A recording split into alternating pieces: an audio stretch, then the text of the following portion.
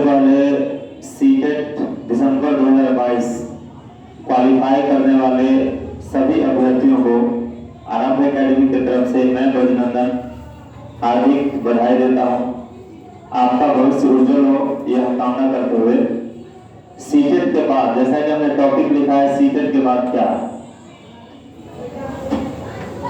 तो सीटेट के बाद क्या हमारी अपॉर्चुनिटी है शिक्षक बनने के लिए क्या, जैसा कि हम शुरू में ही जब हम सीटेट का बैच प्रारंभ किए थे तो हमने बताया था कि सीटेट एक पात्रता परीक्षा है, ठीक है, और पात्रता परीक्षा आपको नौकरी की गारंटी नहीं देती है, जबकि बल्कि यह आपको टीचर बनने के योग्य हैं, आप वो साबित कर दें कि आप टीचर बनने के योग्य हो चुके हैं, ठीक है।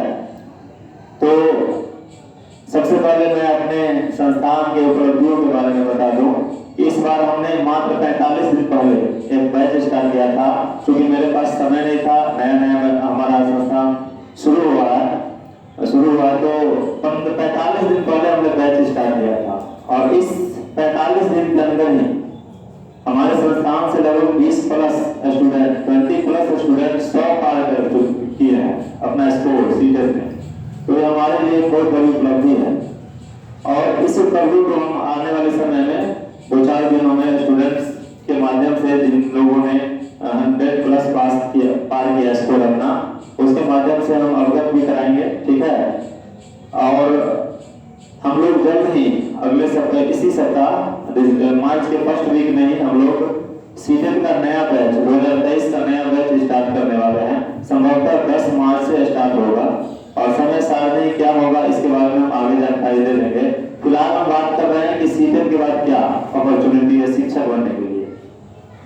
तो सीटेट पास करने के बाद आप भारत में कहीं भी अगर शिक्षक की भर्ती निकलती है, हालांकि अलग अलग राज्य का अलग अलग उसका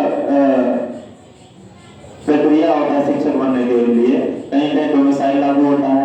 जैसे मान लेते हैं कि इस बार बिहार में बहुत बड़ी वैकेंसी की मतलब संभावना है, वैकेंसी आएगी कितना वो अलग बात है, तो संभावना व्यक्त की जा रही है, तो उसमें संभावना ये व्यक्त की जा रही है कि जो भारत के निवासी है वो ही अप्लाई कर पाएंगे, हालांकि नियमावली आने के बाद ही ये पता चलेगा। अभी हाल ही में झारखंड सरकार ने ये नियम लागू की थी कि जो वहां से झारखंड के जो निवासी झारखंड बोर्ड से मैट्रिक इंटर पास किए हैं वही शिक्षक बनने के योग्य हैं, उसको कल या परसों संभवतः उन्होंने अपने नियमावली में बदलाव किया। अब झारखंड से बाहर के लोग भी वहाँ शिक्षक बनने के योग्य है। तो अलग अलग राज्यों का अलग अलग क्राइटेरिया है, ठीक है। डिपेंड करता है कि आने वाले समय में शिक्षकों की जरूरत क्या है हमारे देश में, हमारे राज्य में भी, ठीक है, उसके हिसाब से हमारा, और इसके साथ ही हमारी संख्या कितनी है, कहने का मतलब यह है कि शिक्षक अभ्यर्थियों की संख्या कितनी है उस पर डिपेंड करता है। सरकार जो बहाली की प्रक्रिया निकालती है, नियमावली निकालती है, उसका आधार क्या है, क्या पात्रता परीक्षा को योग्य माना जाता है कि पात्रता परीक्षा के अंक के आधार पर या एकेडमिक के अंक के आधार पर या दोनों का मिश्रण करके, वो सब डिपेंड करता है बहाली आने के बाद, बहाली की जब प्रक्रिया शुरू होती है। कई राज्यों में टीटी के बाद यानी सीटेट या उस राज्य का अपना टीटी होता है, जैसे यूपी में एक यूपी टीटी होता है और सीटेट भी होता है, तो वहाँ सीटेट पास करने के बाद, पात्रता पास करने के बाद उसका अपना क्या होता है, यूपी सुपर टेट लेती है। तो अलग अलग राज्यों में अलग अलग प्रावधान है, ठीक है। सीटेट पास करने का मतलब है कि आप पूरे भारत में जहाँ भी शिक्षक की वैकेंसी निकलती है तो आप फॉर्म अप्लाई कर सकते हैं, वहाँ की जो प्रक्रिया है उसको आपको फॉलो करना होगा। जैसे केंद्रीय विद्यालय में, नवोदय विद्यालय में शिक्षक बनने के लिए आपको अगर सीटेट पास है, उसके बाद अगर वैकेंसी, जैसे अभी हाल ही में एनवीएस और केवीएस की वैकेंसी आई है, तो उसके लिए आपको सीटेट पास होना तो मस्ट है फॉर्म भरने के लिए। उसके बाद उसका अपना एग्जाम होता है, सब्जेक्ट वाइज कटअप निकलती है, उसके बाद इंटरव्यू भी होता है, ठीक है। उसके बाद डॉक्यूमेंट्स वेरिफिकेशन के बाद आप वो कटअप जारी करती है, उसमें अगर आप आते हैं तो आप शिक्षक बन जाते हैं, ठीक है। इसके अलावा सरकारी नौकरी के अलावा, सरकारी शिक्षक बनने के अलावा आप अगर सीटेट पास है तो सीबीएसई बोर्ड जो प्राइवेट संस्थान है, शिक्षण संस्थान, वहाँ अलग अलग विद्यालय जो होता है वो अलग अलग तरीके से अपना वो टीचर के लिए वैकेंसी निकालती है, ठीक है। जैसे डीएवी हो गया, इसके अलावा होली क्रॉस हो गया, इसके अतिरिक्त रूल्स हैं, उसमें वो अपना क्राइटेरिया निकलती है, एग्जाम लेती है, एग्जाम के बाद इंटरव्यू लेती है, इंटरव्यू तो मस्ट है, ठीक है, तो वहाँ भी अच्छी सैलरी आपको मिल जाती है। तो जरूरी नहीं है कि हम अगर सीटेट पास है तो सरकारी नौकरी, सरकारी टीचर ही बन जाए, ये जरूरी नहीं है, क्योंकि सीटेट आपको नौकरी की गारंटी नहीं देता। हाँ, आप नौकरी करने योग्य है, उसके लिए आपको सबसे पहले तो ये होनी चाहिए कि शिक्षक को नवाचार से अवगत होना चाहिए, यानी अपने ज्ञान में हमेशा अपडेट करते रहना चाहिए ज्ञान को। तो इन बातों को आप लोग ध्यान रखिएगा।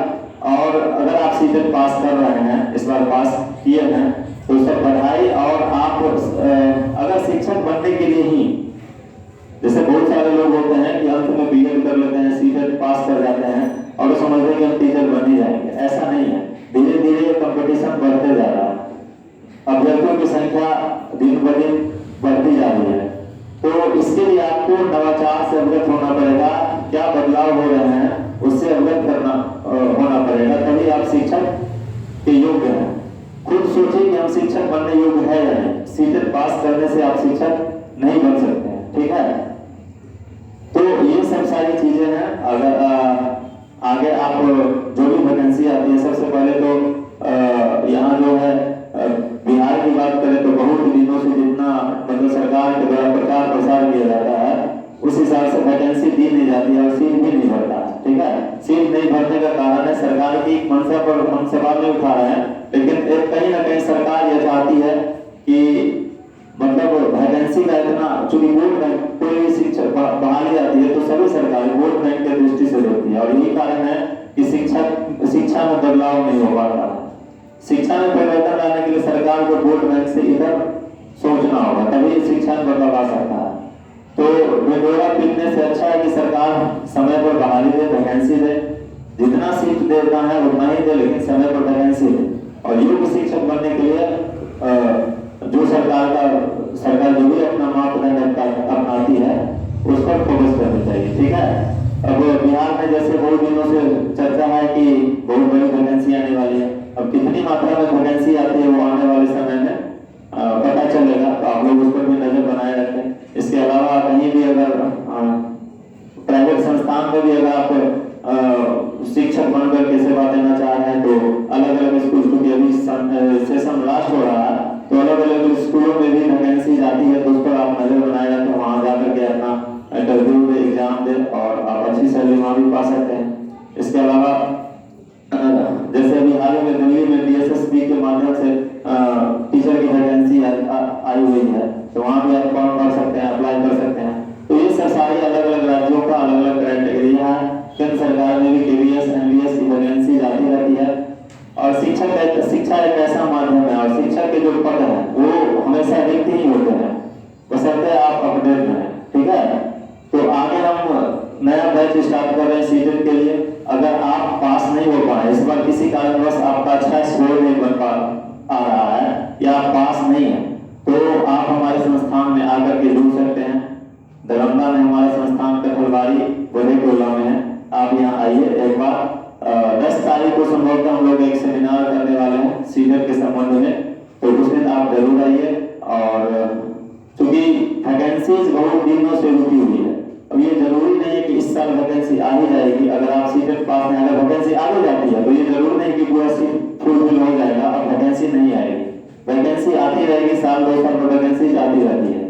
तो निराश ना हो, जो भी अभ्यर्थी सीटेट पास नहीं कर पाए हैं, किसी कारणवश तैयारी में कमी रही हो या अच्छा स्कोर नहीं आ रहा है, तो आप निराश नहीं हो, अगले सीटेट के लिए तैयारी शुरू कर दें। हो सकता है जल्दी ही नेक्स्ट सीटेट के लिए नोटिफिकेशन आ जाए, तो आप प्रिपेयर रहेंगे तभी आप अच्छे स्कोर कर पाएंगे और पास कर पाएंगे, ठीक है।